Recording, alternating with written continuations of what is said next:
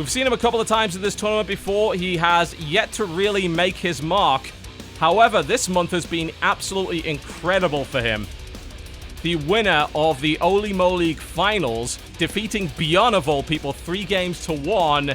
It's MVP Ryung.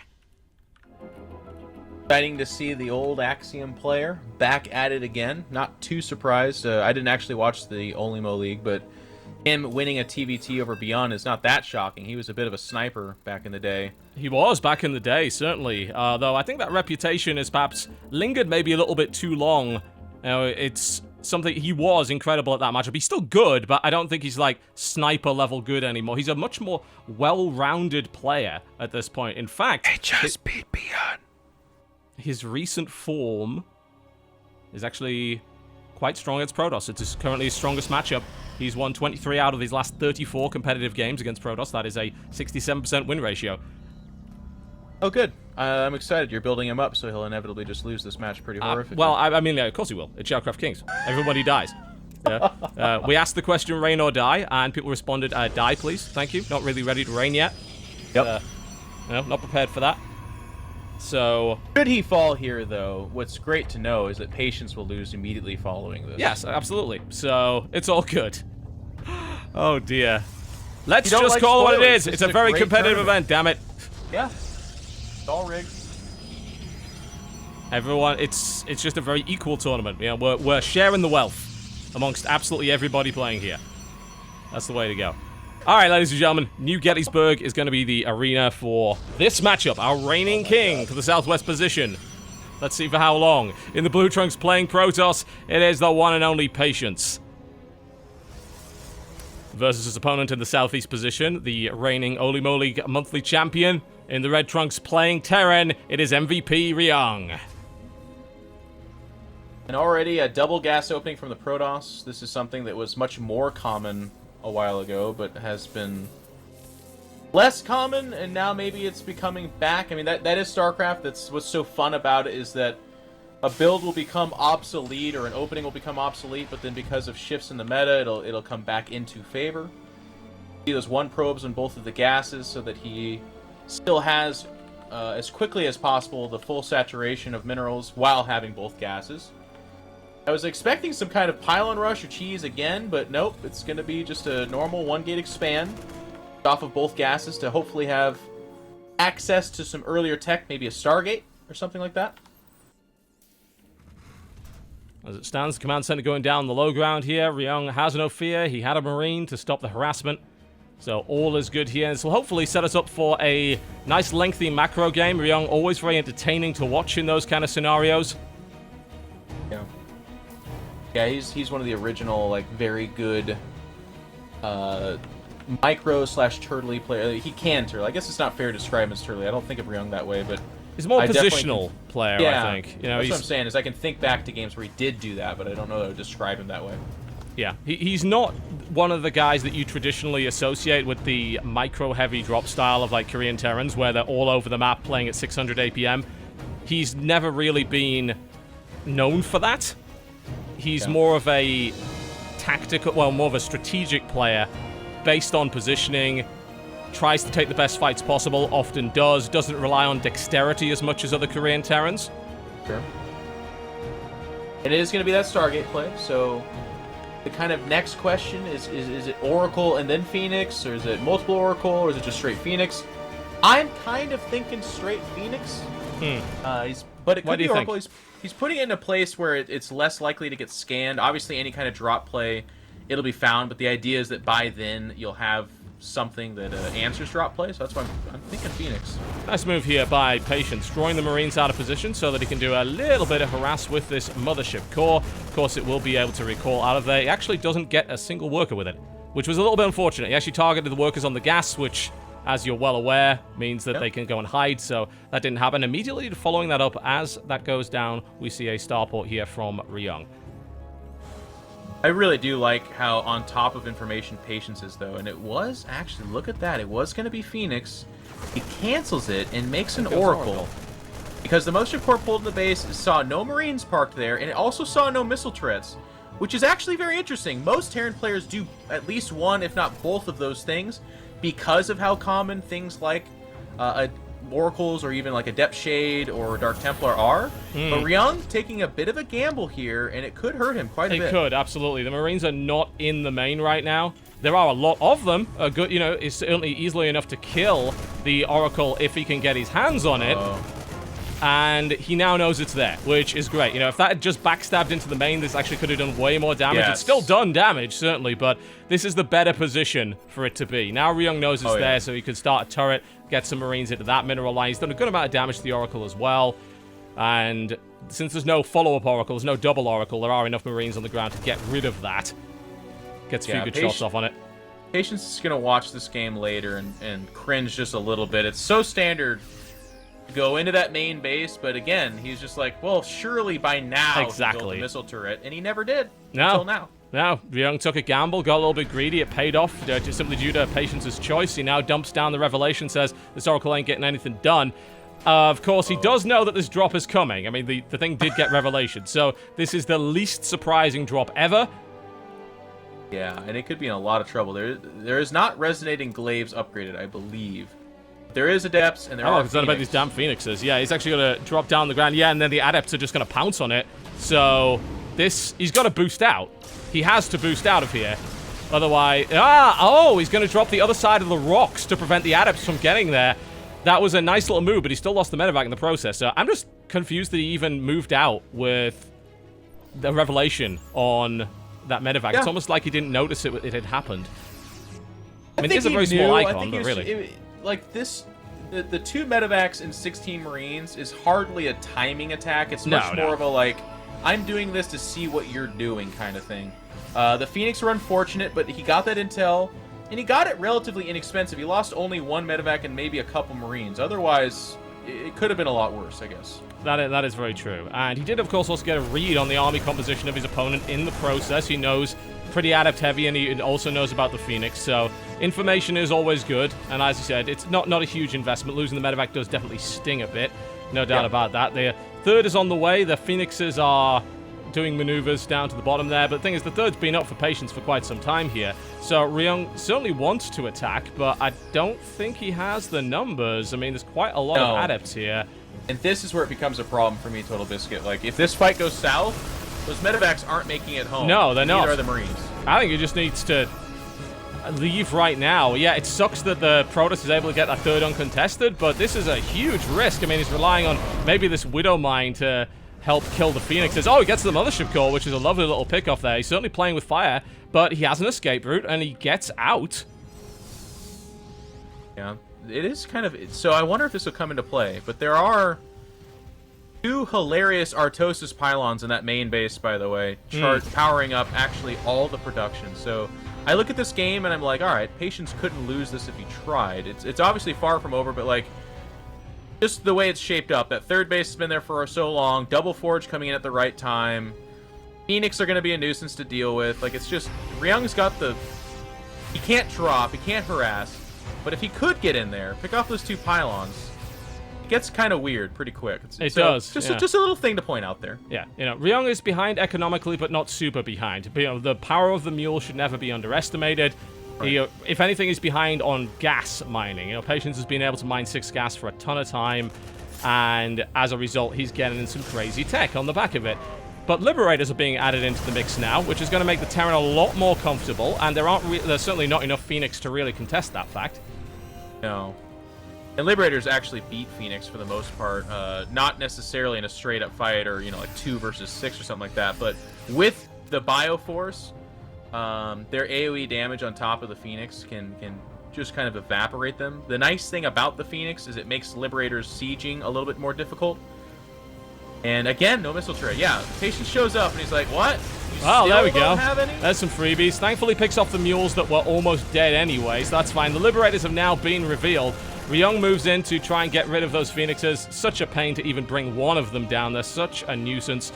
And, of course, he unveils his Liberators in the process. But the Liberator for Ryung is obviously the equivalent of a tank. He was known for so long for being a big Marine tank positional player. Now he gets a unit which is similar to a tank but better against Protoss, so he's very happy about that.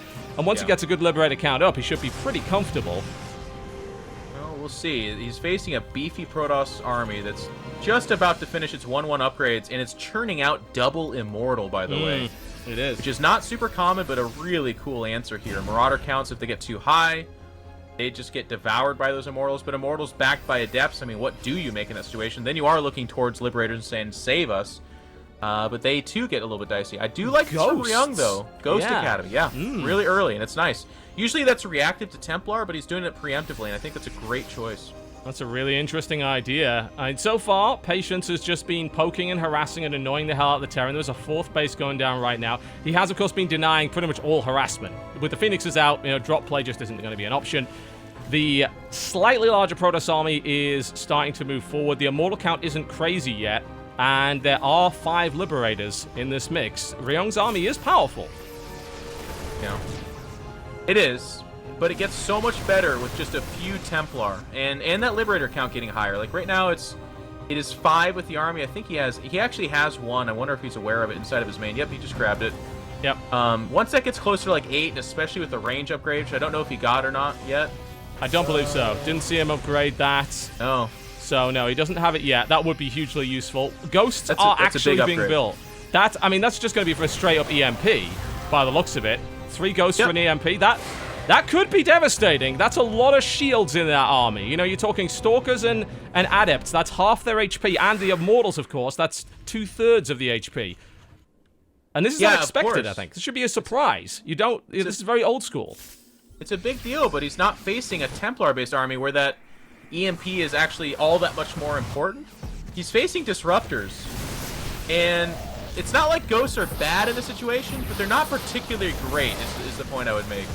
There are now Adepts everywhere. Liberators have been deployed, but the smaller Protoss army over here could lose this fight. However, the force fields are impeccable from Patience, and the Liberators just didn't really get to grips either. So economic damage is definitely being done here in a really big way. Now the Ghost has been fielded, and unfortunately, he runs right into a Stasis ward. So he's unable to attack. No, he will attack, but I would get the hell out of here right now. That is a lot of Stalkers. Liberation zones are going down, but...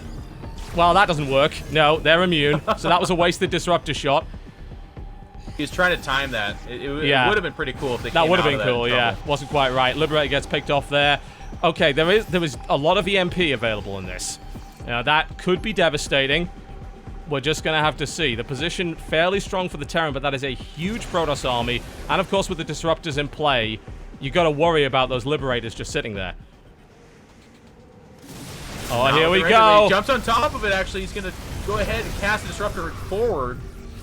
It's a... oh, my God. That was doesn't get much done. EMPs haven't fired yet, have they? No, he hasn't used them as of yet.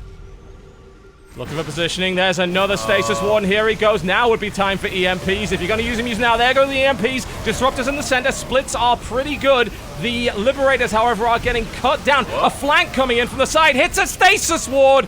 Oh, no. If that had been able to fight, this would have been a much bigger deal. And Ryung's army is just about breaking it.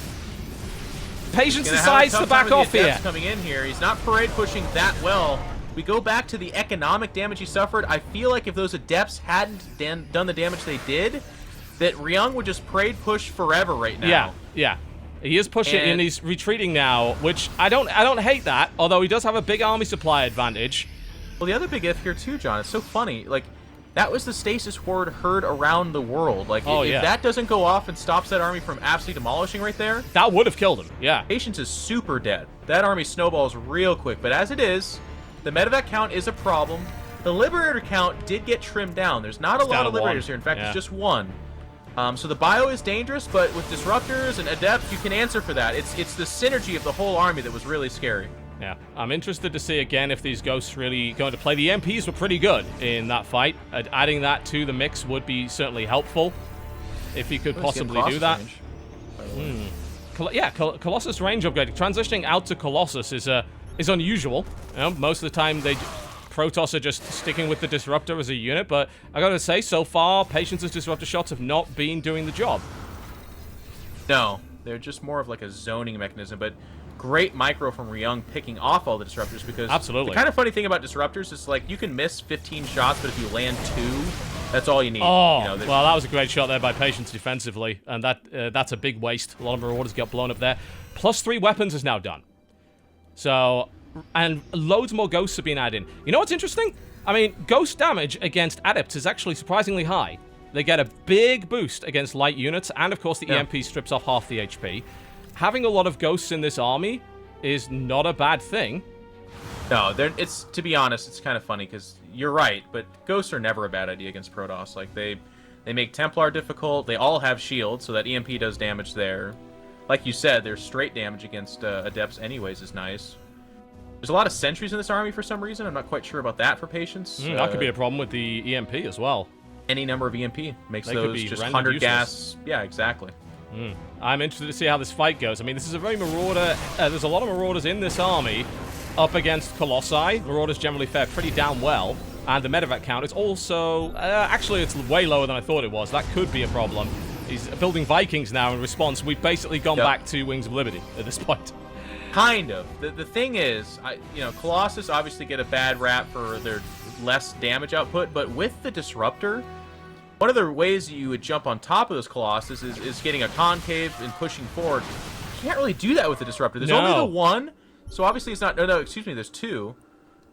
And that's the right number. You don't want 15 right here, but like 2 or 4 could be deadly. Now, no Templar means no feedback. Look at the size of this Doom Drop right here from Ryung. The army is totally out of position, not even in a position to counterattack. Damage is certainly going to be done here. The question is how much? He's going to send the Colossus back and have his other army go up top. That's the best split that I think he could do in the situation.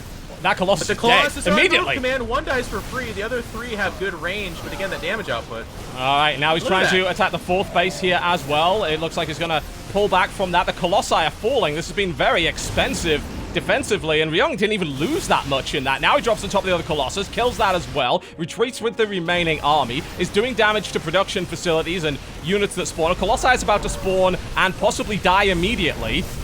Yeah, he could just focus that down. That's a huge amount of resources lost here. Ryung's Doom Drop. 5 or 6 Colossus died? Yeah, and these guys are still alive. These are 3-3 Marauders. And the rest of the army is now going in. Where is Patience's army? Some of it's counterattacking. There are adepts there, but there's already plenty of defense there, so that doesn't matter. Now it's coming around the back of Ryung's army, but Ryung's army is pre-split and loaded with huge amounts of EMP. Look at the energy. Yeah. Trap is sprung. Here it comes.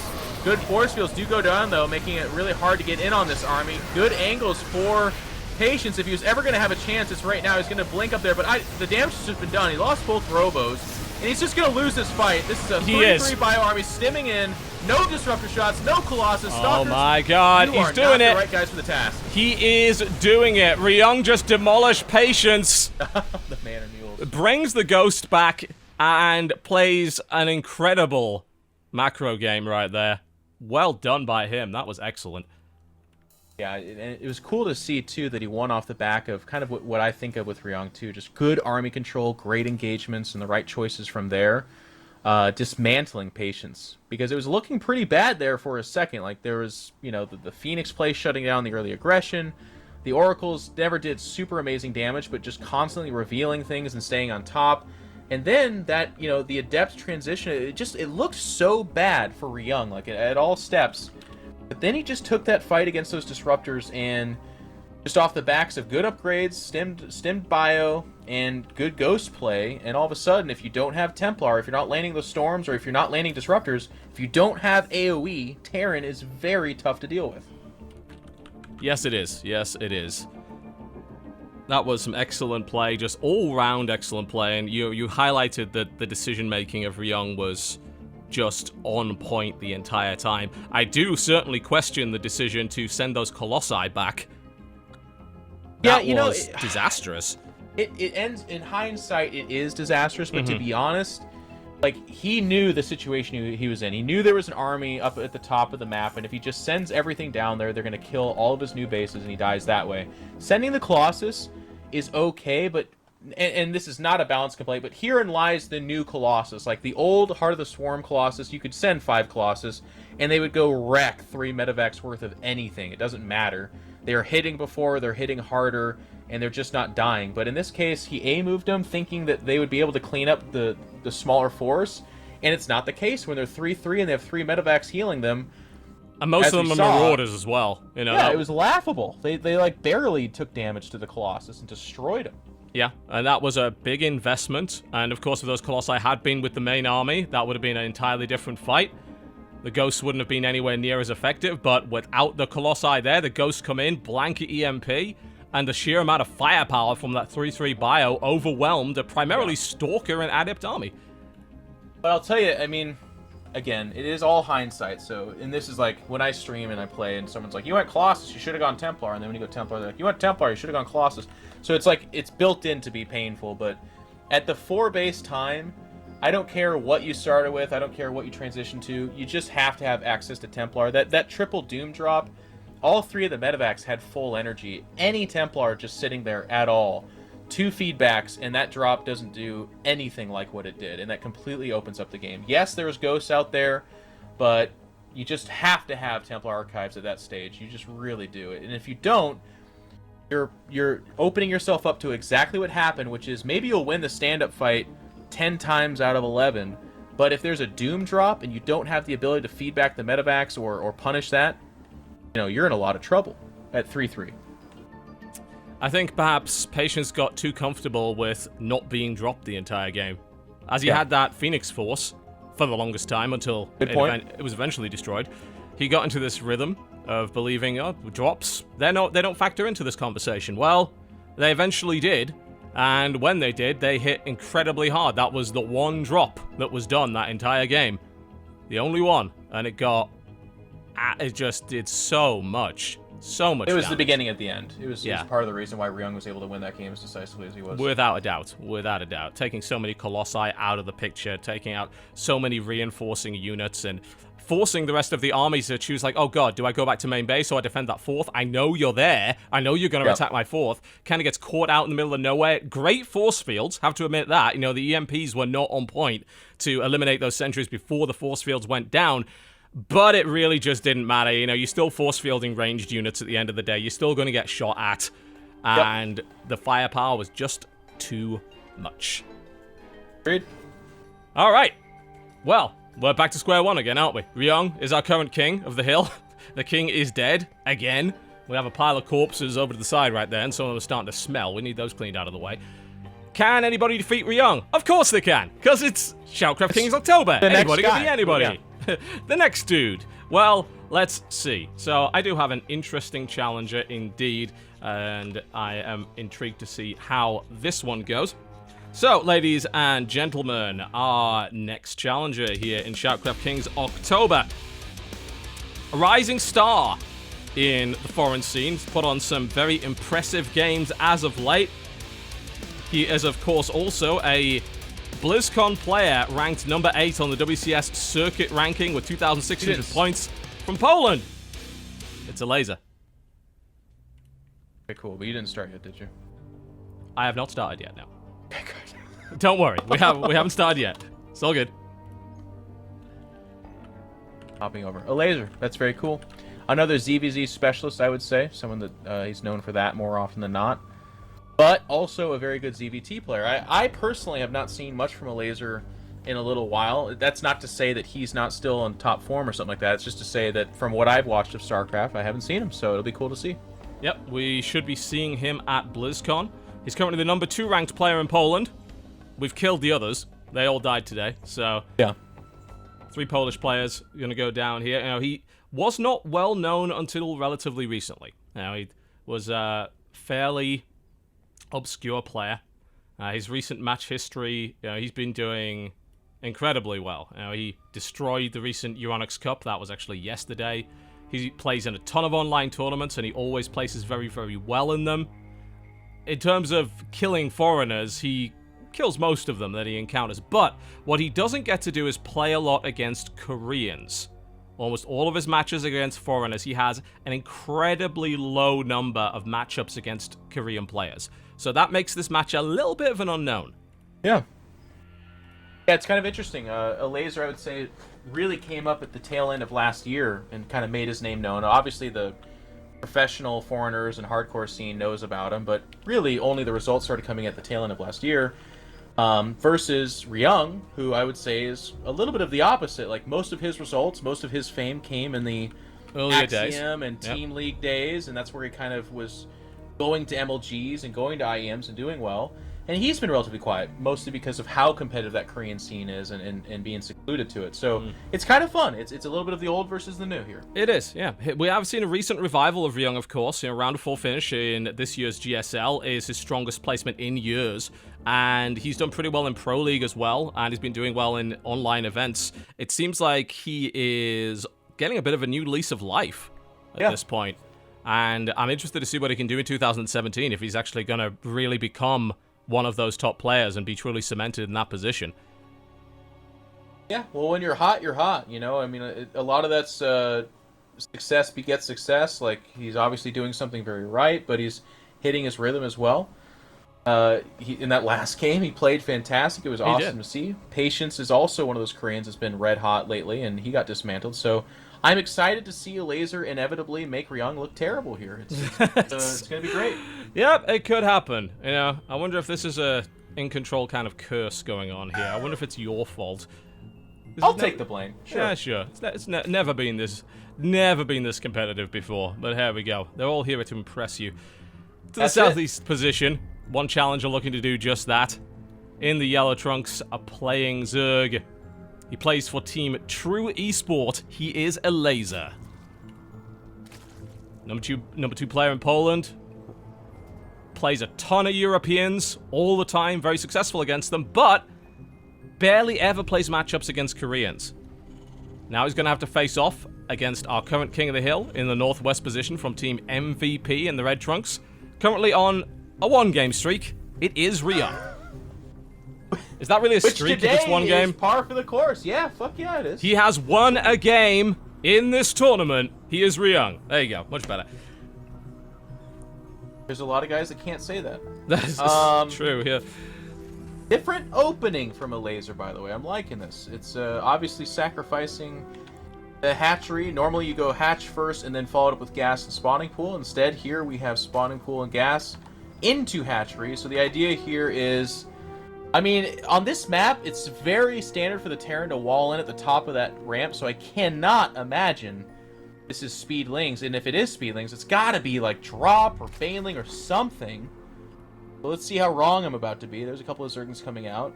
He's going to hit 100 gas in a second, and that's probably for speed. You'd think so. That's usually the way to go, you know. Yep. Otherwise, why get the spawning pool as early as that? Yep, that is a very, very quick speed. Very quick start. Maybe to cancel the natural? I'm curious. Couldn't tell you at this point. I don't think that's gonna cancel the natural, really, is it? Although, actually, with Reactor coming up, it might. You know, there's only one Reaper. That is perhaps a response to just the Reaper Reactor opening, just saying, alright, you're gonna build that. You think you could be on my side of the map making a mess of things, and then you could build your reactor behind it and not build any units, but you are mistaken. But then the Zerglings get intercepted in the middle of the map. They do. They don't have speed yet. Yeah, that... Why send out 2? I don't know. I mean, he hasn't built any more yet. Obviously, they're pretty quick to build, but losing 2... It does confirm, of course, that the command center is on the low ground, but he already knew that because he had an Overlord in position. Could be a defensive opening. Ryung was known as a bit of a TvZ cheeser. Like, he got pretty frustrated at Heart of the Swarm with the matchup. He did. So that's true. He started doing quite a bit of, you know, proxy racks and stuff like that. So that's my best guess, because right now we're seeing no unusual follow-up. Now, obviously, guys, I don't want to oversell this and tell you that a laser just, like, fainted an all-in and it didn't work. It's not like that. Zergs are able to do openings like that and recover quite nicely, especially when they only commit 2 Zerglings. But the whole opening is less... It's just less economic than if he would have gone hatch first, and we still would have arrived at the same place. He just would have had more drones. So. Yeah, he wouldn't have... You know, he didn't really accomplish anything with it, but it's not a disaster by any stretch of the imagination. Like, it's not, oh god, right, well, the rest of the match is predetermined, might as well not watch it now. No. These are minor changes in builds that have some effect, especially at the highest level, but they're not going to end your game. You know, it's... Right. It would suck if StarCraft was like that. It's like, well, I've got 1 of 3 openings, and if I pick the wrong one, I instantly lose. Right. No, that's a terribly designed strategy game. Don't ever. That's Wings of Liberty had some situations with that, but Legacy of the Void is a lot more balanced in that respect. And since you start with 12 workers, not 6, any opening that you do is naturally going to have less of an impact than it otherwise would have in the previous expansions. Sure. And another kind of storyline that I'm interested to see develop here as well. We are going to see those 16 Marines double medevac opening. Yep. This is the bread and butter opening TVZ, but it's on Keen Siege on Station, and we saw Snoot, who had a very, very rough time on this map.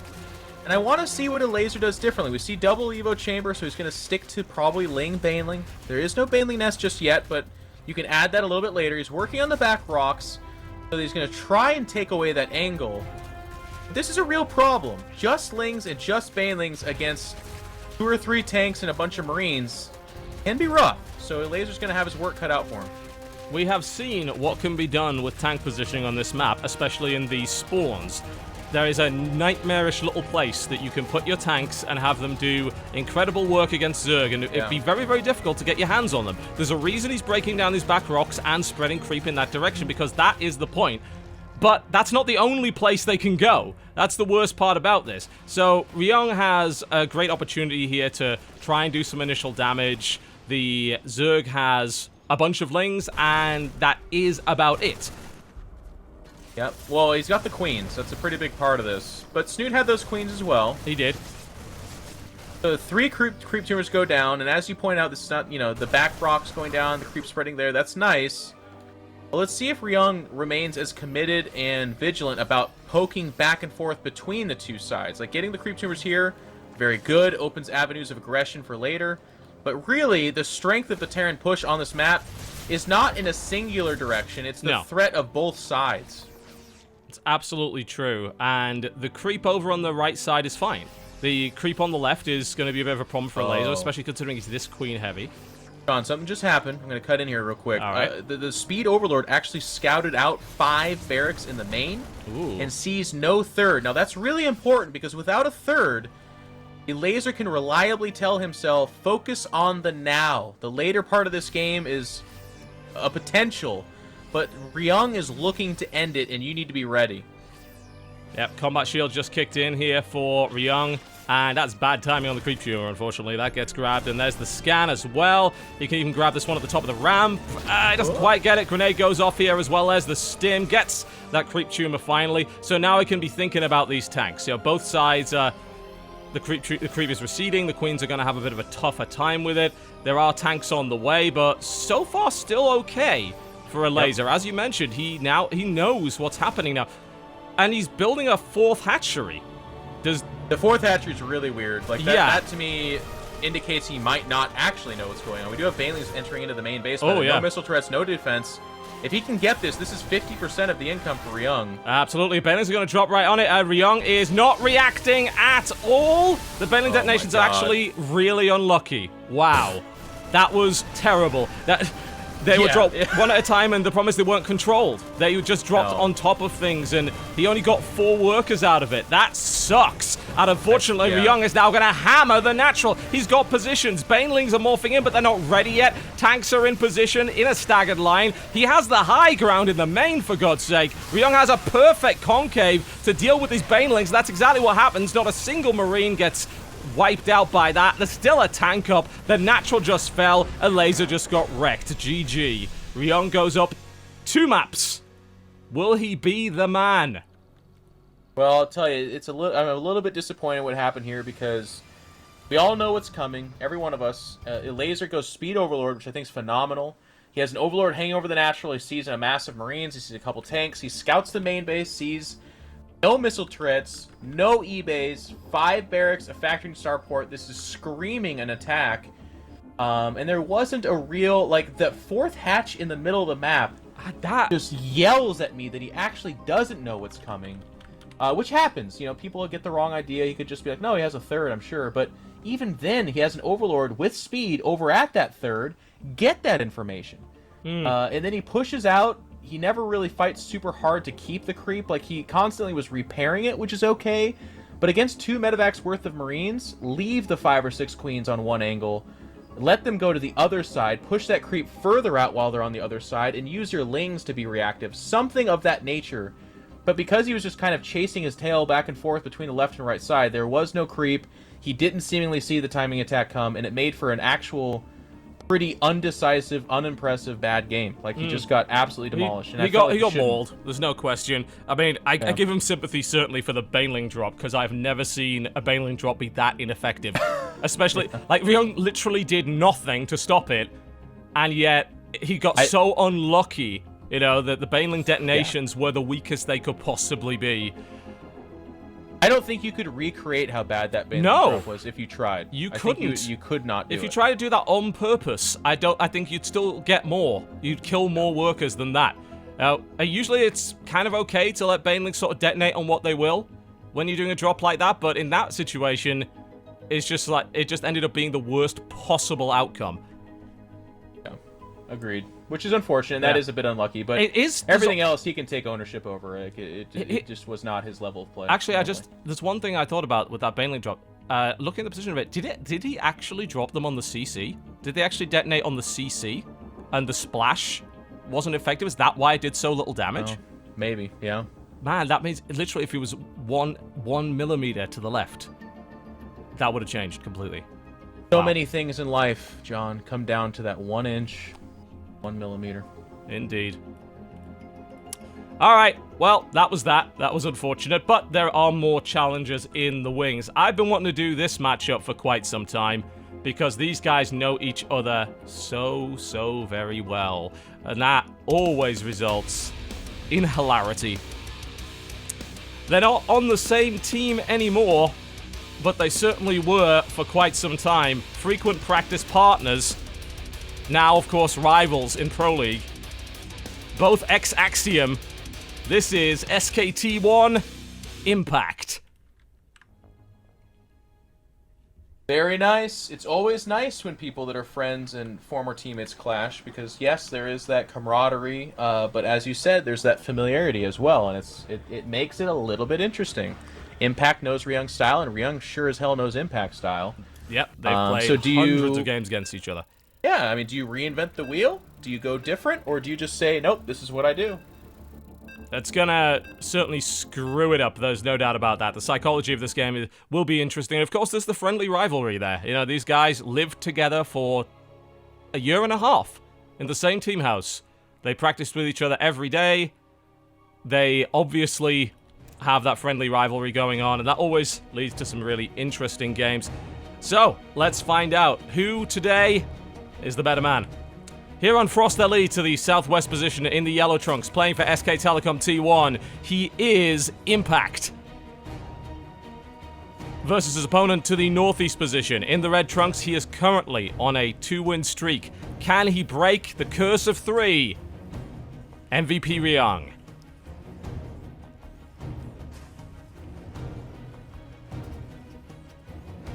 And we're on Frost again, a true 4-player map, so some things will get a little bit weird here, but Ryung going to play it close. A lot of times you'll see gas first. I'm going to go gas after the barracks, suggesting maybe not as technical of an opening. But out of Impact, we do see that gas first and spawning pool. Same thing as a laser. This could be defensive, or it could be the beginning of some kind of timing attack. It'll be interesting. An aggressive player is Impact, no doubt about it. He put on some really impressive performances a couple of years ago when he made his debut, sort of burst into the scene, famously being part of the State of Play documentary where, during Brood War, as an aspiring semi-pro, he said his goal was to defeat the one and only Jaedong. And weirdly enough, in his debut foreign tournament, that match happened and that result happened as well. It was a great moment. Always cool when dreams do come true, and an Impact could go on from there and do well for himself for a while as well. Obviously on Axiom, focusing more on the Korean scene, but even, you know, having some success in that foreign scene as well. Yeah, absolutely. He played well in various foreign events. He has yet to really have a breakthrough performance in GSL. He has been used in the Pro League, of course. Now, what's interesting is that I'm trying to find basically the match history between these two. I want to know competitively. Obviously, in terms of practice matches, there's been huge amounts of them, but they have not played each other competitively since last year. ASL Season 5 Prime League, Impact wins 2-1. And before that, it was Oli Molig in 2014. I'm sure they crossed paths on ladder, but they very rarely cross paths in tournaments. Yep. And, I mean, anything that happened last year and certainly beyond that is pretty largely irrelevant to ancient what history is going on here. Not in any way reflective of current form. So it is a really weird situation where these guys knew each other so well, but they've been apart for so long that one has to wonder if that even matters. There is that speed overload, so there's going to be a similar opening that we saw from a laser. Just a very safe opening. The speed overload going to allow you to scout out what's coming. Not being super privy to the Korean scene, or really, to be honest, the TVZ, I do find this an interesting exchange between the two, and I'd love people to think on this, but not necessarily tweet at me that I'm an idiot and that they know the answer. But it's a very defensive opening from the Zerg, when the Terran standard is the double medevac 16 Marine. So obviously they can shake it up and do different things. But I'm seeing a Zerg opening that's like very geared towards absolutely reading what the Terran's doing and sacrificing a lot of econ to do that. Like opening speed before hatch. Well, the hatch is before that, but, you know, jump starting speed. And then going speed overlord to scout what the follow-up is. So it's curious how much they're sacrificing to do that. Yeah, it is. It really is. And I wonder if that is a specific Korean response or if it's got something to do with the prior relationship between these two players. The psychology may very well factor in. We saw Elaser do the same thing, though. Yeah. And I believe Snoot did the same thing as well. He just didn't use the speed overlord. We were talking about that. So and the this weird is thing definitely about the Elaser meta doing right it now. is that he never plays against Koreans. So it's a weird one. Not sure. Reaper does get chased down, which means map control in favor of Impact. And it is going to just be that 16 Marine, 2 medevac opening from Ryung. Now, where you can go from here, and this is where the speed overlord is potentially really awesome, it doesn't have to be the 5 barracks, 2 base all in. It could be pretty fast 3rd CC. You could follow up with Liberators. Like, it's just a nice opening that allows you to find out. I mean, I think back to Heart of the Swarm, like, it was one of the standard things we saw Terrans do, is you'd open Helions.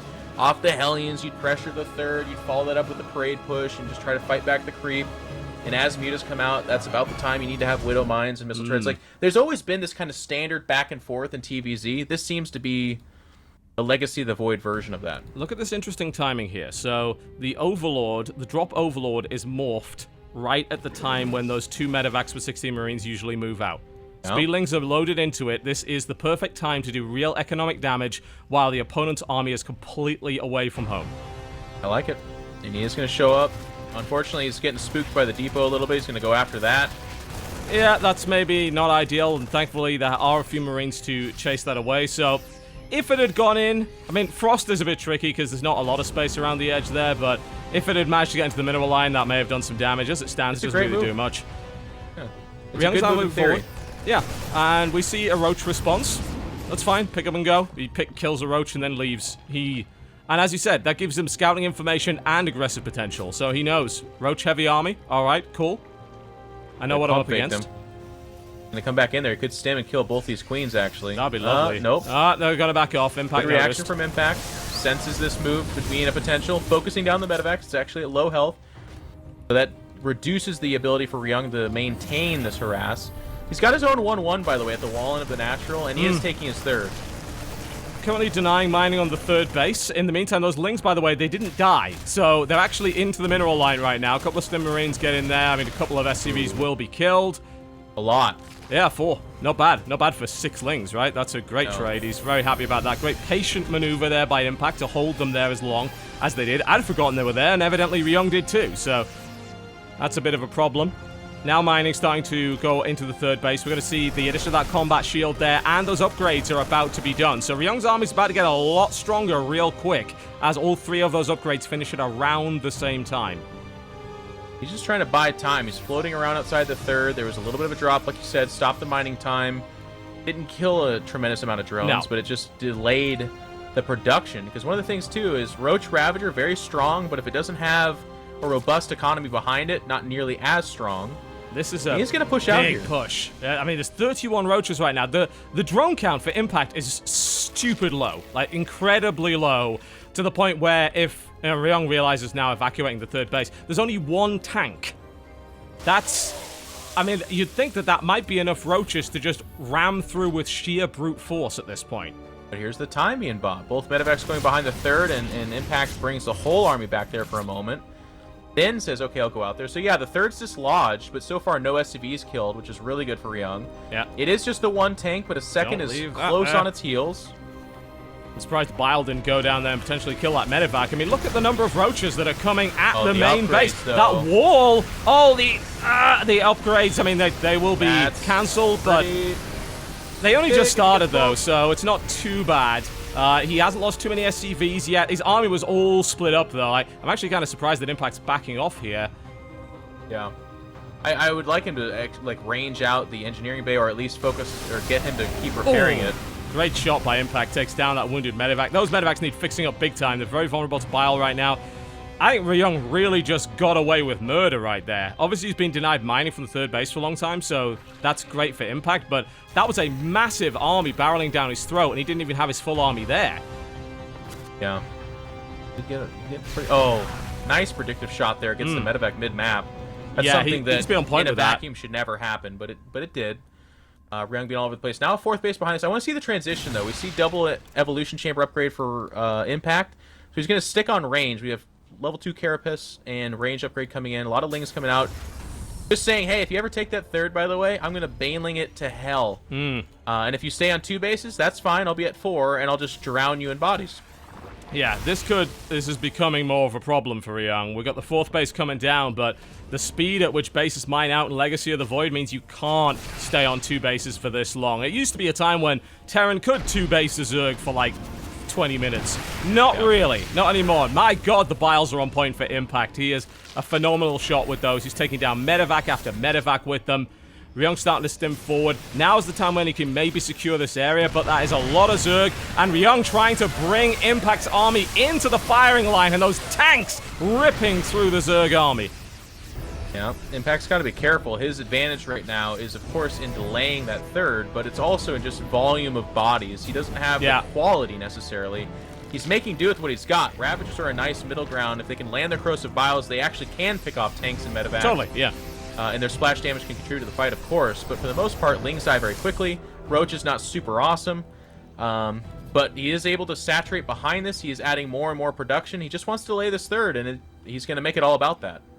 That he is. The question is, can he do it? I think maybe the time for that has passed. There is still obviously a very, very large Zerg army, but the supply is deceptive. That's a hell of a lot of roaches. Hell of a lot of roaches. Both sides he comes in, tries to do the flank. There are a lot of Biles, but I gotta say, Ryung is dipping, dodging, diving, and ducking right now. Avoiding pretty much all of them. And now is starting to rout the Zerg force, which is rapidly regretting coming here.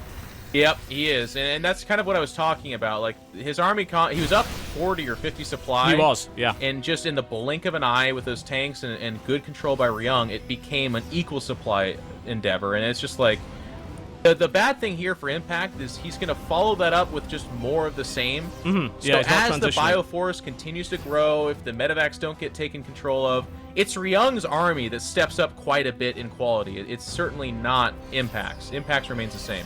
Yeah, 2 Marines. Or worse. Tanks being added, Liberators being added. Medevac count is not crazy high, but it is starting to be rebuilt, having lost a ton to seemingly homing Biles coming in from Impact. It's weird. He can shoot down moving medevacs, but when it comes to hitting things on the ground, not happening right now. Not happening.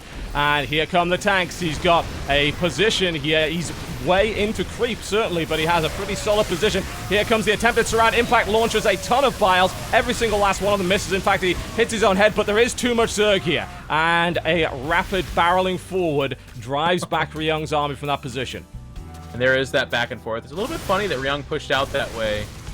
He knows he's facing just a pure Roach Ravager army. And I feel like mobility is one of the ways you take advantage of that. But in a stand-up fight, that's actually what Impact is hoping for. He wants to be able to attack you in a head-to-head battle, not have to deal with dug-in tanks or high grounds and expansions. So Ryung playing into that a little bit. I would have liked to have seen him like Doom drop over and over into the main and into the fourth. whatever bleeds into like 4 or 5 tanks and a bunch of bio there is going to get churned up. But all of a sudden, Ryang on the back foot again. Yeah, he has a good spread, but he is having to pull out those SCVs. They're very vulnerable to bile, and tons of them die as a direct result. The tanks are still holding for the time being. There are only 4 Marauders left in this mix. Ryang evacuates the tanks, 25 workers destroyed. And as we may have doubted Impact's strategy of, staying on low tech, it is working through sheer brute force. Yeah. Well, brute force, but also Ryang overstepping. He was doing some Liberator harass. He saw that it was lightly saturated the 4th, so the voice in his head should have been, hey, you're on equal-ish economy, and your army is getting better and better upgrade-wise, and better in terms of, the more bio you have, the better. Whereas Impact is hoping for an opening. That's what he's hedging all his bets on that, and Ryang gave it to him. Yep, he absolutely did. And once again, Impact goes in with so many Ravagers, trying to nail the tanks. He gets the tank and the Liberator with those shots, and kills a few bio in the process. Ryang's 3-3 isn't done yet. Impact hits at maybe just the right time. There are a lot of Ravagers going down, but there are more Terran being chased down by Lings and Roaches. The 3-3 is so tantalizingly close, but he's not going to have many guns left to shoot with after this. Yeah, the main and natural have dried up, so it's all about this third, and he has no way of defending it, except that Impact is just not paying any attention to it. Yeah. If he would just send 5 Zerglings over there or something, he would just completely shut it down, but he's just saying, you know what? I'll chase the army around. I mean, he has to feel like there's nothing he can do that's wrong right now. No, there really isn't. There really isn't. The Terran army is now so small, the tank count has been reduced to 1, so that's no longer a threat. Yeah, okay, cool, 3-3 is done, but without enough bio to shoot. Yeah. That doesn't really matter all that much. This third has been just a nightmare. And then realized he didn't actually have the option to pick up. He's like, oh, I'm not actually mining. So no. Oh god, and look at how low all those medevacs are as well. Those need to be fixed up. But Ryang is broke. Yeah, Ryang's broke. He's not mining at all. This is it. He's sending his SCVs. He's just gonna go, and I don't think he's got the numbers for this at all. That's not gonna happen. The only number that matters in this tournament series, apparently, is 3, and no one ever reaching it. Ryang dodging like an absolute champion right now, and doing as much damage as he can. That's all he's got. That's it. It's never going to happen. Starcraft's an easy game to micro when you don't have an economy to manage. You don't have any other army. It's like, yeah, you can control that army really well. It's great. Go play League of Legends. That's what it sounds like at this point. Good lord. Well.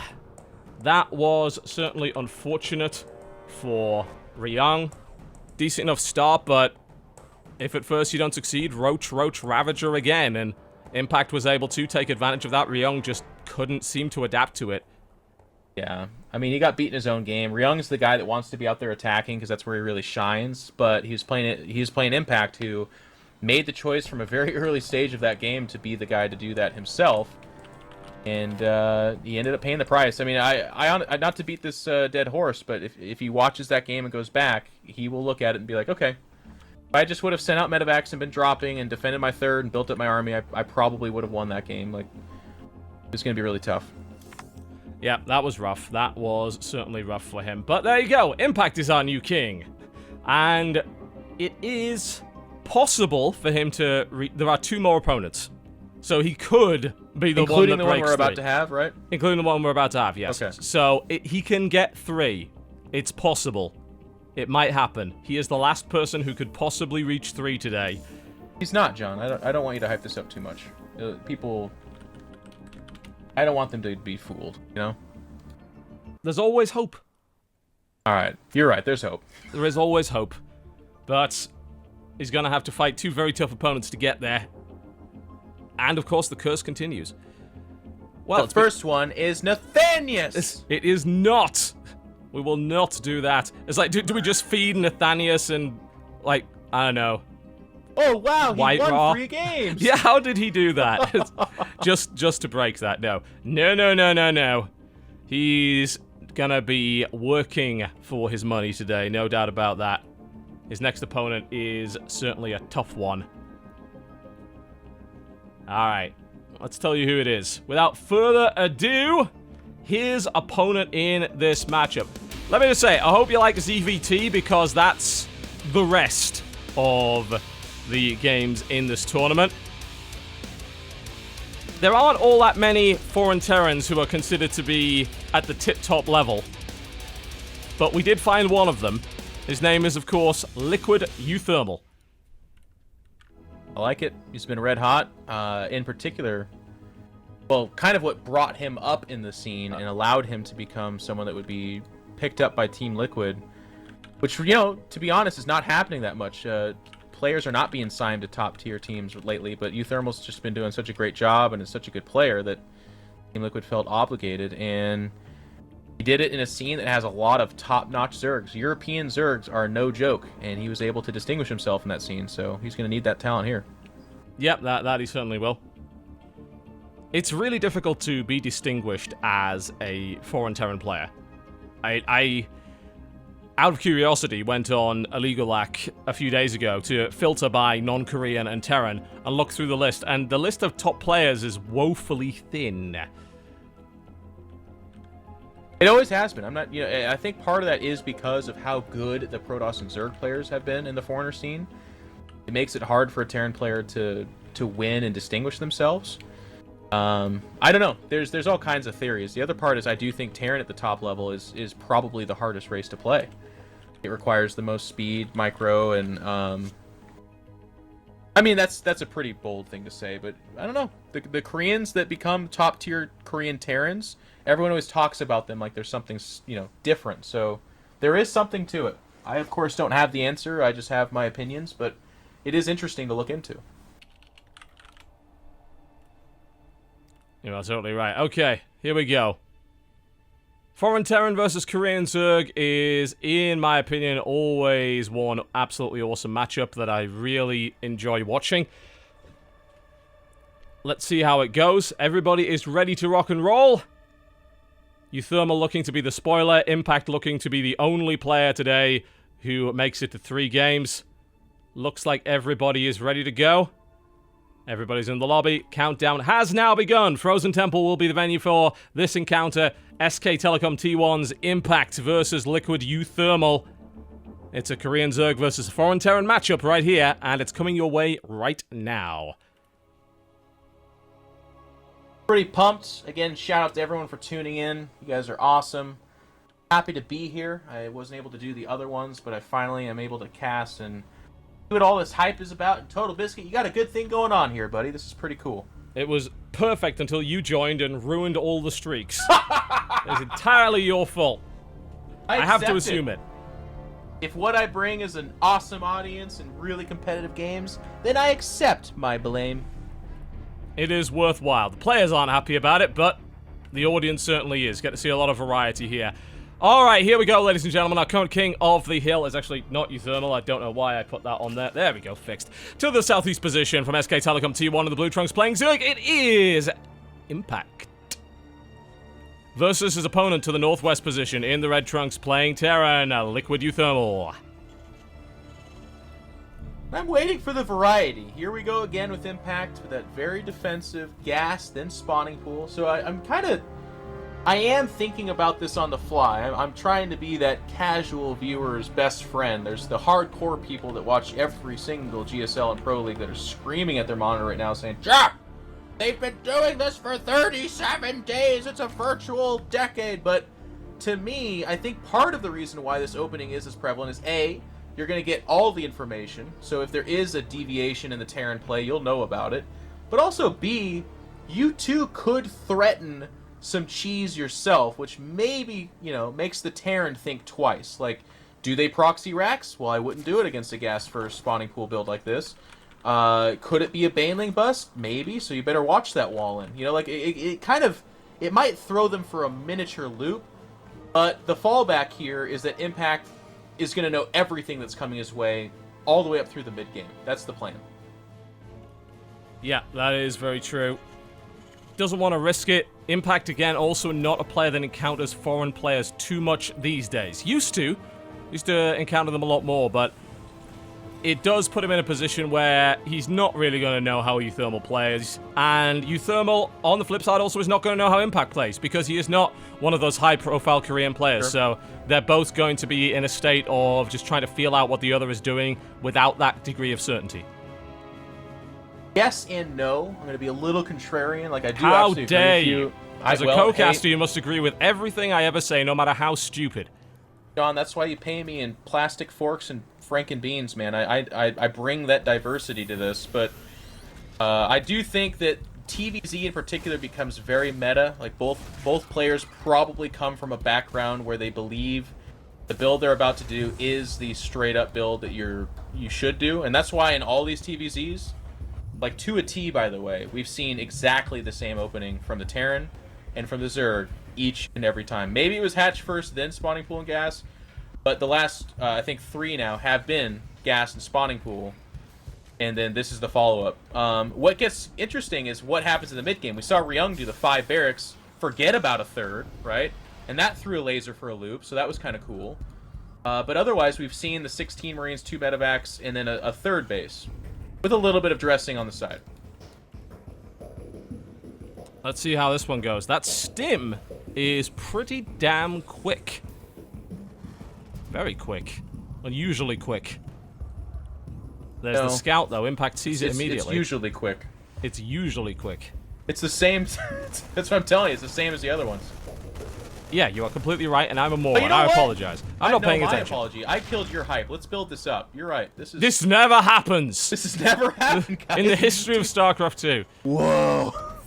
No, I'm totally wrong. I apologize. I've been casting for a long time without many breaks. Yeah. And you're organizing it, and you're producing awesome, it, replacing the 3 people that no-showed, organizing the ability for you to watch the game while you're not actually in it in real time. That Skype save is going to go down in history as one of the... And you did that in 2 seconds flat, by the way. You're like the MacGyver of online casting, a little bit. It's like, here, there you go. Now you can see it. And doing that while in the game. What can I say? I'm just thankful it worked. You killed it. It was great. Everyone's happy. Everyone, go out there and give Jenna Bain a follow on Twitter, by the way. Why does she get it? I don't know. It seemed like the right time. I don't need any extra. This Overlord, by the way, and this is what I envisioned when Snoot first did this, and I was like, oh, this is so cool.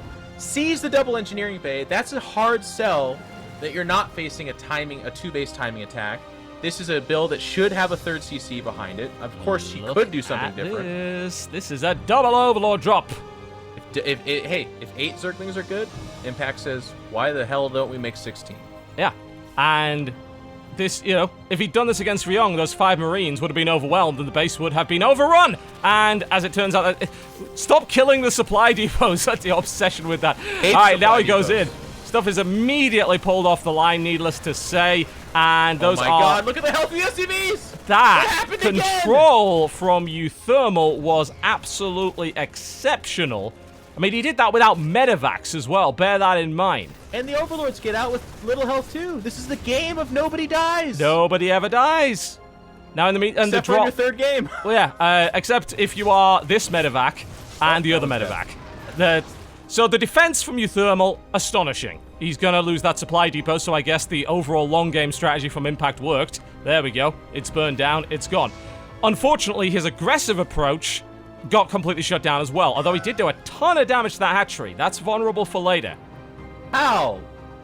We look at the Harvester's loss, and it's 2 right now, and it's 0 SCVs, by the way. That's ridiculous. I mean, I was looking at the count of drones for Impact, and I was like, did I miss 20 workers dying? So, oh no, Impact just never built them in the first place, which I guess is a great counter to having your worker line drop. Just don't build workers. That is one of the ways you can do that. And this drop goes right over a Zergling. Yeah, it's got spotted. The Zergling might have actually waved. The medevacs are going to move out. They don't have Revelation on them because there's no Protoss, but they might as well. And I'll tell you what, Impact... We've seen Terrans just make Zergs look bad with that 16 Marines and the timing to follow it, but all of a sudden it's Uthermal that looks like he's in a lot of trouble. Yeah, it's not. He's just now killing creep tumors. Yeah, not a brilliant start. He has no 3rd base. Now, the queen count is massive. There are 4 drop overlords. Like, Impact has gone real heavy on that. I don't... Cool. Without a Bane... is there a Baneling nest? Yes, there is. Okay, so then you see the Banelings actually morphing directly under this drop overlord. So he's going to try and execute a little bit better than the laser did, and he could do a lot of damage. There was no missile turret, no Marines nearby, and this looks like a big surprise. Yeah. Uthermal... There's actually also a drop at the top of the map, so both his natural and main are about to be in danger. Yeah. And Uthermal is too busy trying to clean up creep tumors and deal with 5,000 queens to actually do anything about it. And here comes the Overlord. I love the 3 banelings plus 2. Oh, that was devastating. Plus the 2 little lings to finish off all the red health guys. That was great. And in the meantime, of course, I love it. Ling micro and overwhelming the main base as well. Now that was super effective drop play right there. Uthermal looking to counterattack. I mean, this drop's got to be really great to catch up now. Yeah, and it's actually just taking too long to shape up. Like it it didn't is. boost, it went past there's 5,000 lings so... here now, so it doesn't matter. And there are already spore crawlers. We see 2 liberators on the right side of the map, but they're gonna have there's queens there waiting for them and spore crawlers. Uthermal's like, you know what? I need to get the hell out of this game. This is not fun because everything he's doing is being made to look stupid. Nothing is working.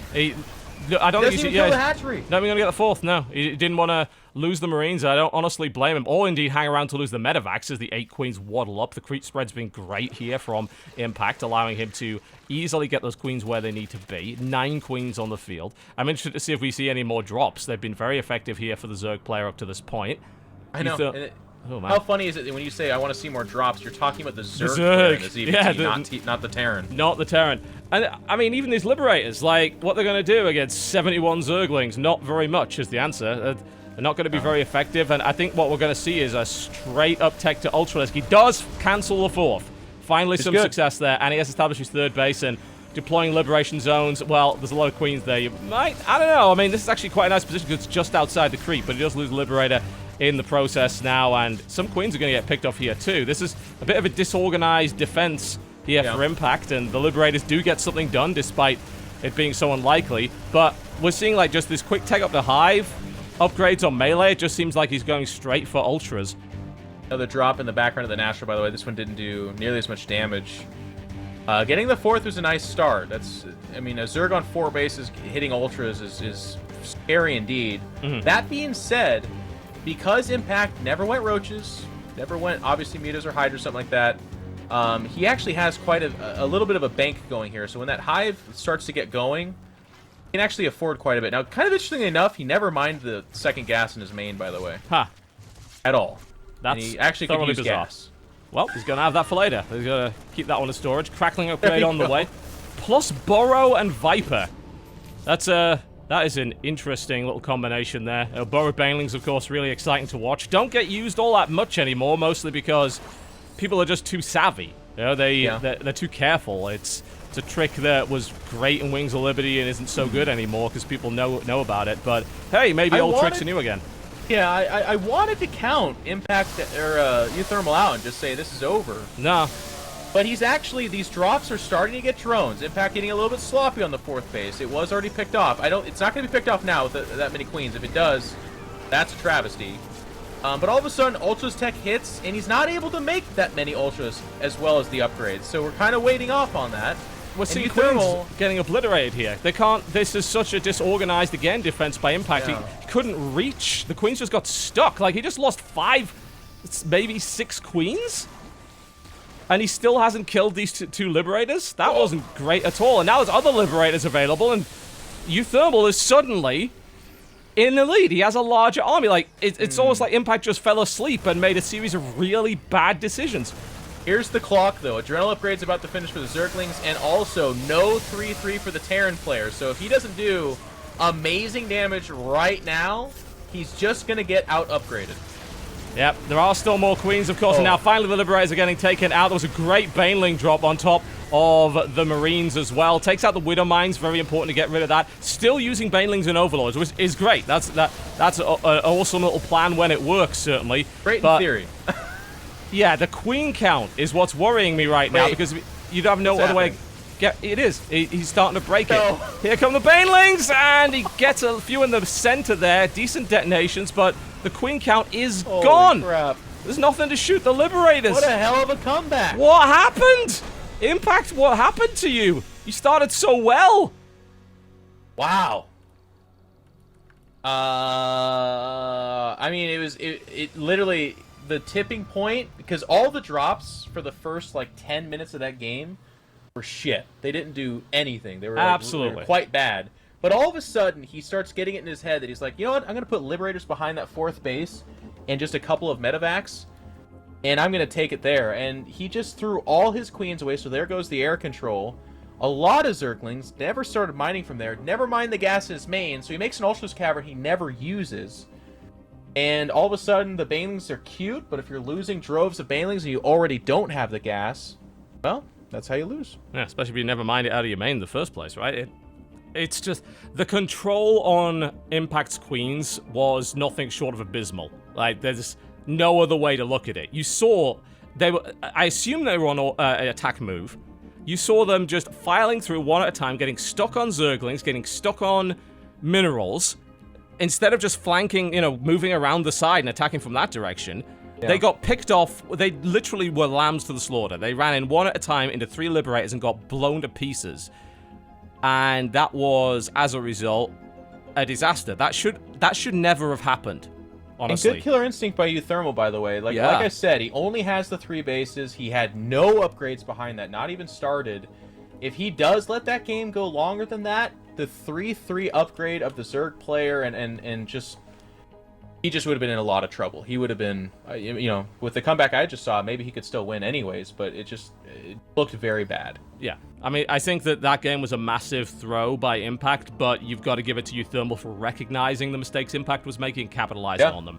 Exactly right. Because that really should not have happened. You know, especially with that early economic damage that was done with the Baneling drop. You know, that should have...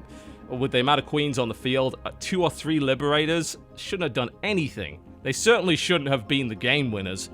That was crazy.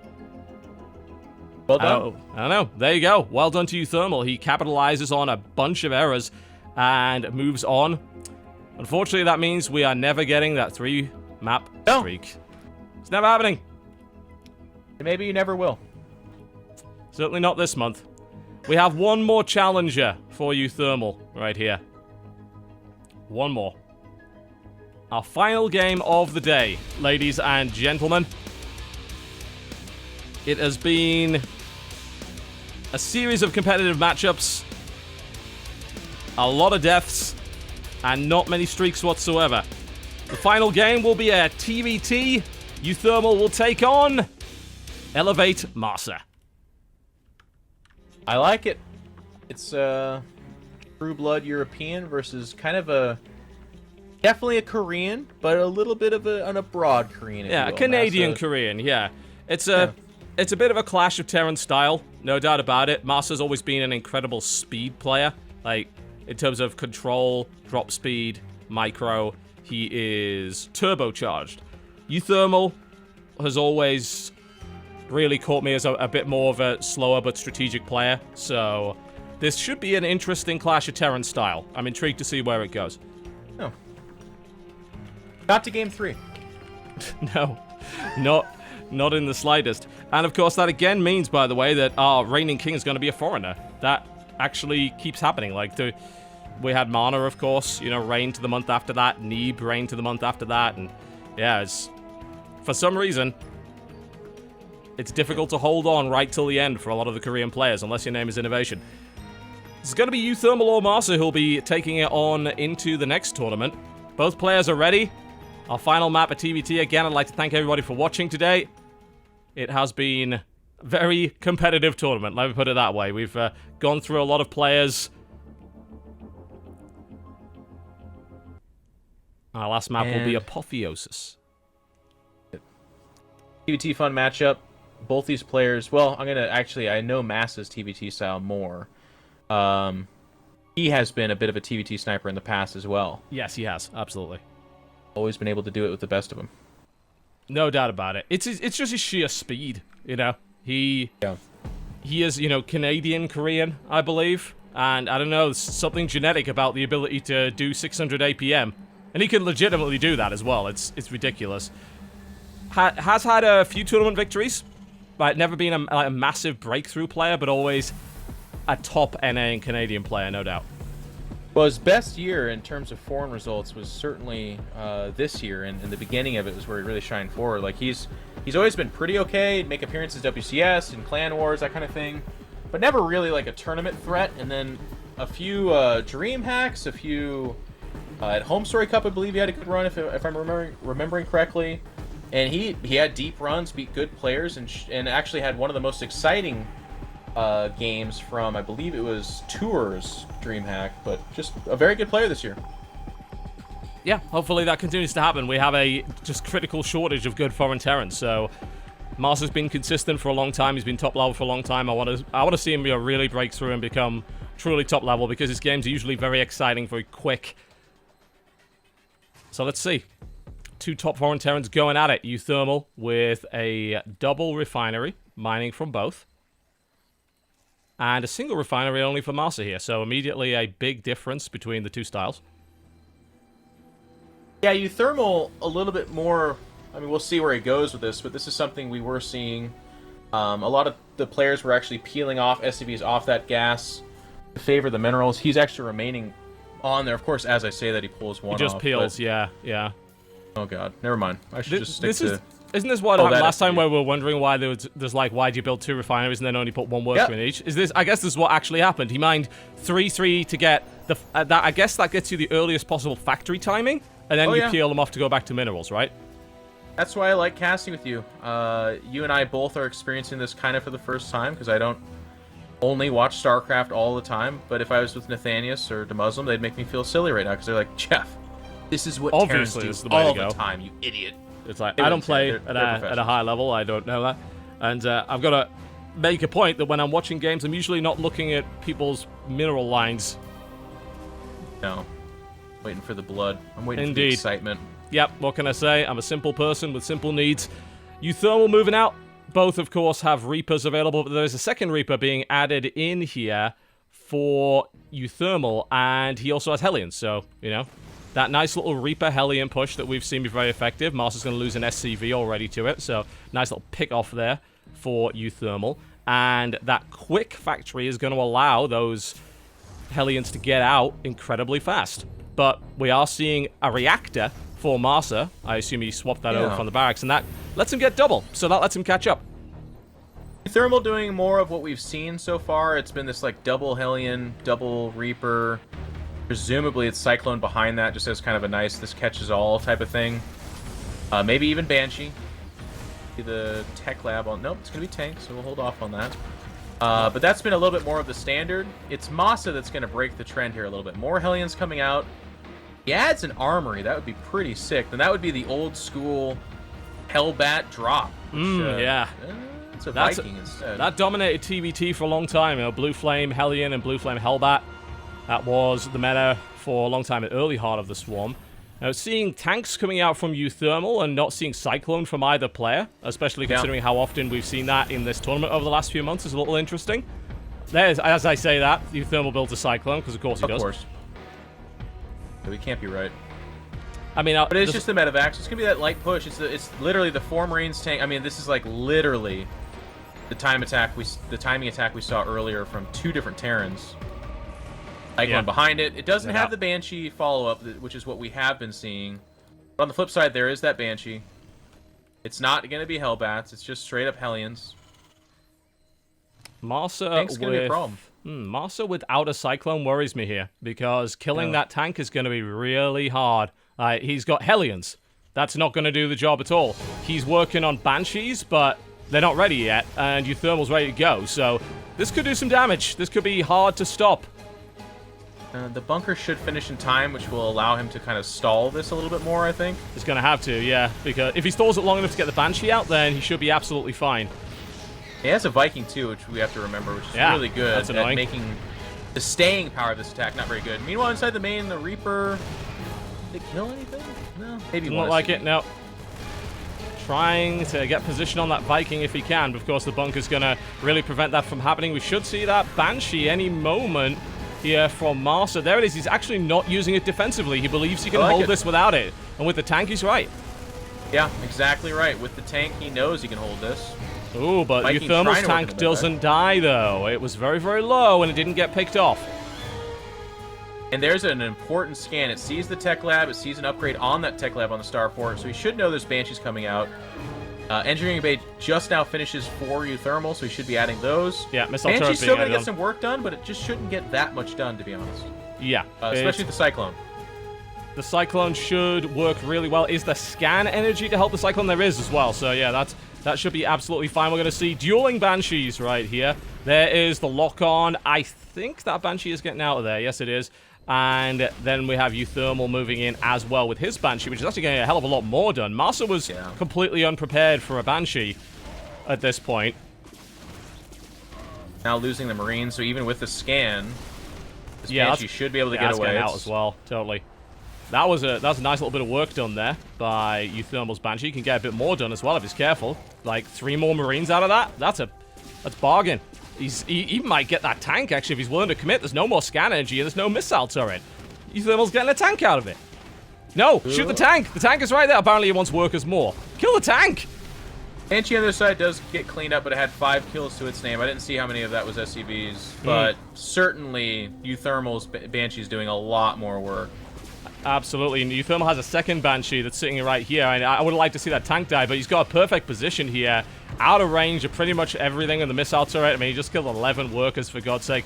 Now he's, for some reason, shooting the starport. Not sure what's going on with that, but worker-wise, he has done exceptionally well. And in a mirror match, of course, the worker count really matters a lot, especially when you got 3 bases to build workers from, and your opponent only has 2.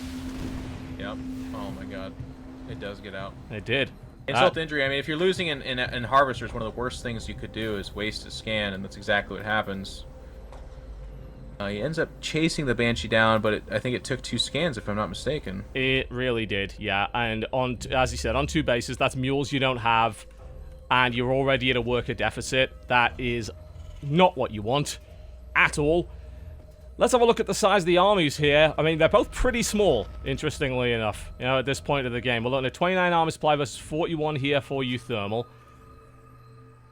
Yeah, Uthermal's ramping up, though. Both players actually are, but Mass is just lagging behind even in that category. What I do like from Uthermal, by the way, is he actually already has 4 Vikings, which is going to make a lot of the aggression available to Massa very difficult and possibly costly. What is it with Cyclones just running in and dying these days? That seems to be the theme of the tournament here as well. Another one just gets blown up by tanks immediately. That Viking control is going to be important. Marsa has a decent amount of tanks, and of course he'd love to use his medevacs to move them around.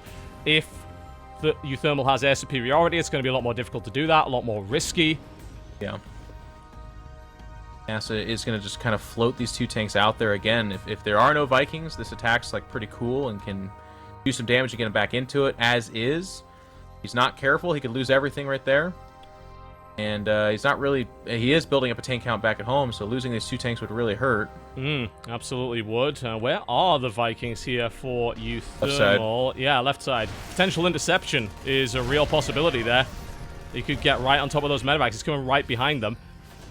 But there's the boost. He's able to get out of there without losing them. Yeah, that was a quick boost. That was good. He would have lost that otherwise. That's Massa, the magician. He's able to show up. There's 4 Vikings out on the map, but he somehow just loses nothing. Gets a couple of shots off. Oh, he's got the speed, no doubt. The Vikings are trying to hunt down the medevacs, but they're getting out of there, so that's all good.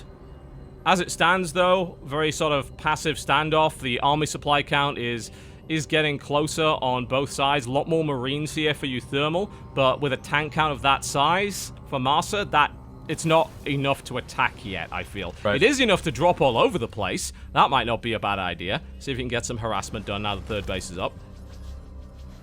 Vikings kind of sharking around the middle of the map, still thinking there might be tank harass. That, of course, was something that Massa was trying, but then saw the Vikings. Was like, nope, I'm going to pull back.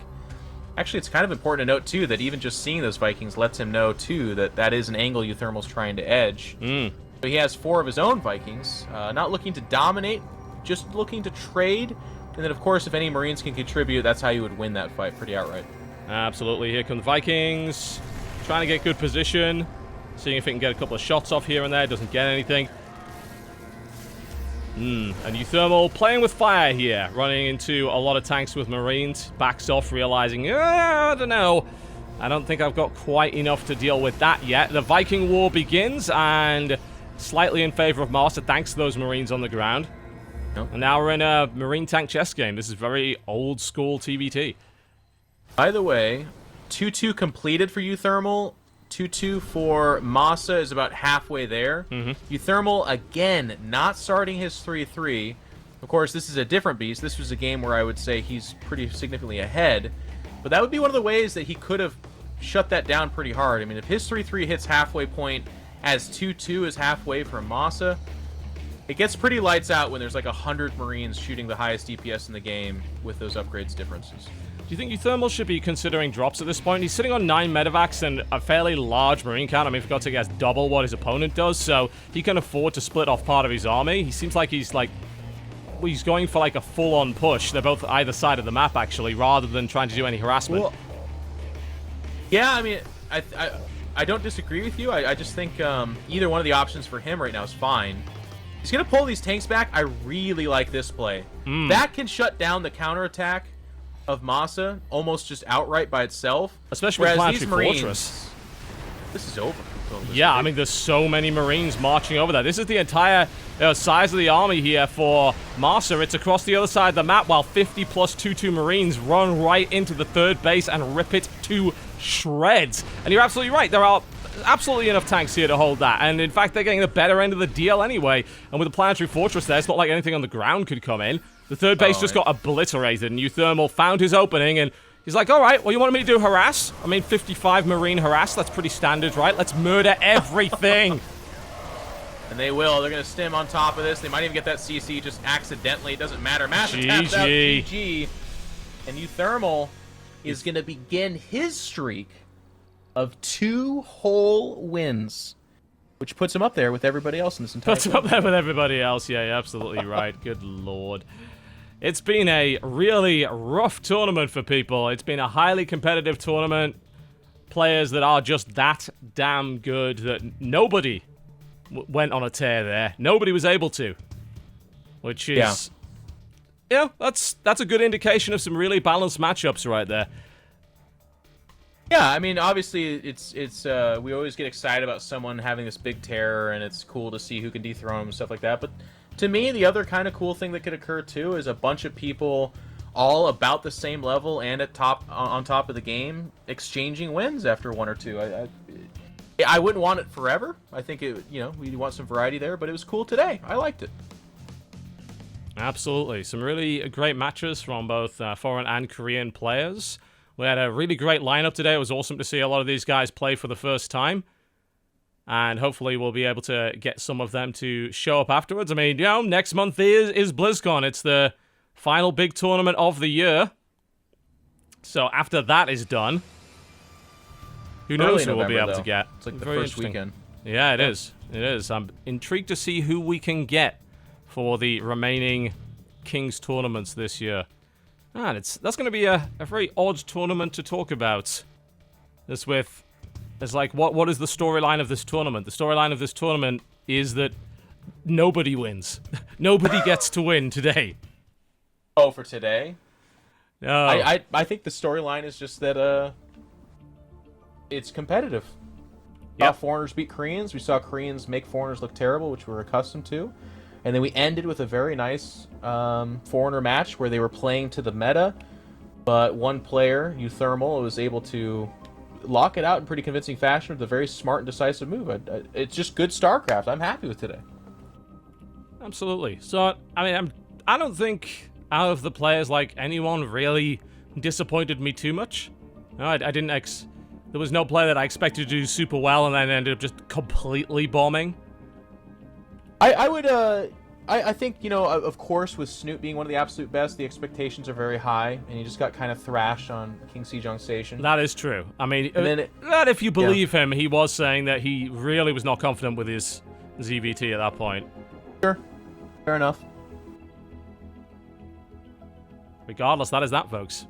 ShoutCraft Kings October ends with a lot of payouts, but not a lot of streaks. Nobody was able to win more than 2 maps today, which is nuts, obviously. We've never seen that happen before. Man, we're gonna have to beat that next month. Nobody gets to win more than 1. We don't even have the matches. We just give 20 people $250 and send them on their way. Don't even bother. Good lord. Well, there you go. That was a series of some really cool matchups. and some really awesome players. And I'd like to thank, of course, everybody for watching. Congratulations to the winners of our code giveaway. We gave away some Abatha voice packs, as well as some Nova commanders for the StarCraft 2 co-op mode. Now, if you're just tuning in and you don't play a lot of StarCraft, I would like to remind you that the StarCraft's mod was released this week, and you can play it for free. Just go to the StarCraft homepage, download the Starter Edition, then go to the arcade, search for StarCraft's mod. You can play an adorable version of StarCraft, which I promise is not as horribly stressful and incredibly difficult as the regular version. It can't be. There's no way that it could be. No game that looks like that could possibly be that difficult, right? Right. Absolutely not. Yeah. Trust me, it's a great way to get rid of ladder anxiety, so do go and check that out, play it with your friends. It's awesome work, it's an adorable mod, it looks absolutely amazing. So please do go and check that out on the arcade. Even if you don't own StarCraft 2, you can play it anyway, so that's cool. Alright, thank you very much for watching. Big thanks to my co-caster today, Mr. Jeff iNcontroL Robinson. Yeah, thanks for having me. It's a pleasure. I love casting StarCraft. I love working with you, and this was just an awesome day of StarCraft. It was a lot of fun. Big thanks to our Korean casting team, Crank and Alicia. Thanks to our French casting team, O Gaming TV, our German casting team, Take TV, and, of course, our Polish casting team, Emil SC. And I'd like to congratulate him for having the least number of disconnects in a tournament he has ever casted. Congratulations, you only disconnected once. That's incredible. Truly a some magical kind of day. record. Yeah. Even he gets a streak. In fact, even he doesn't get a streak. He doesn't disconnect more than once. Bloody hell. There you go. It's a low numbers game, ladies and gentlemen. Big thanks again for watching. I will be announcing what's going to be happening with the tournament next month relatively soon. You should be hearing some news about that. There's some really cool stuff coming up in November. And of course, we have a tournament scheduled for December as well, a Christmas tournament. That will be wonderful because there's nothing else going on, so nobody has any excuse not to play. Except for with us. Indeed. Except they know they won't lose and win. They won't win and actually get any money, because apparently this tournament's too hard, but there you go. Alright, folks, that wraps us up. Thank you very much for watching the show. Big thanks for Blizzard. They sponsor the prize pool for this tournament and pay for the co-casters. That is very much appreciated. They make this tournament possible. And thanks again to all of you for watching and being a fantastic audience. We'll see you next time.